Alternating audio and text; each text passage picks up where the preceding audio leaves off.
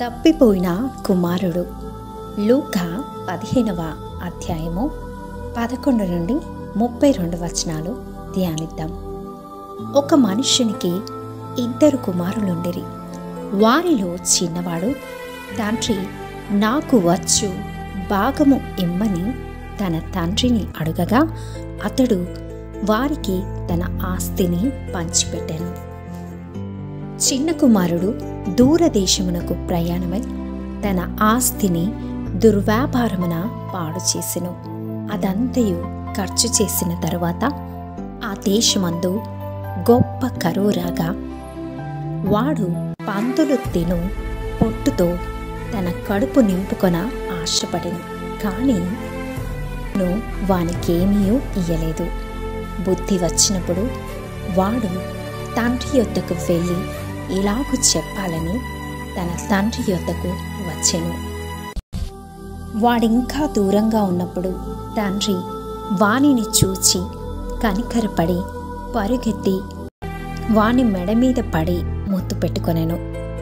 లూకా సువార్త 15:20. అప్పుడు ఆ కుమారుడు అతనితో, తండ్రి, నేను పరలోకమునకు విరోధముగాను నీ ఎదుటను పాపము చేసితిని. ఇక మీదట నీ కుమారుడనని అనిపించుకొనుటకు యోగ్యుడను కాను అనెను. అప్పుడు తండ్రి తన కుమారుని క్షమించి తన ఇంట చేర్చుకొని తండ్రి ఇలాగూ చెప్పుచున్నాడు. లూకా 15:24. ఈ నా కుమారుడు చనిపోయి మరలా బ్రతికెను, తప్పిపోయి దొరికినని చెప్పెను.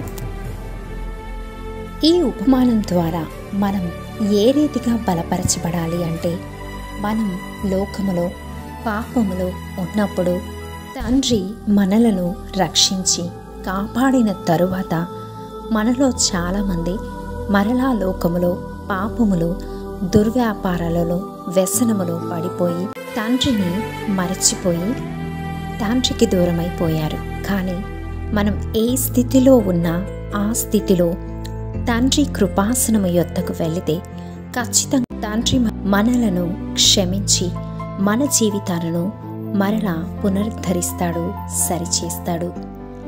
ఎలాగైతే తప్పిపోయిన కుమారుణ్ణి తండ్రి క్షమించాడు, అదే రీతిగా మనల్ని కూడా దేవుడు క్షమిస్తాడు. 1 యోహాను 1:9 ప్రకారంగా మన పాపములను మనము ఒప్పుకొని ఎడల ఆయన నమ్మదగిన వాడును నీతిమంతుడును కనుక ఆయన మన పాపములను క్షమించి సమస్త దుర్నీతి నుండి మనలను పవిత్రులుగా చేయును.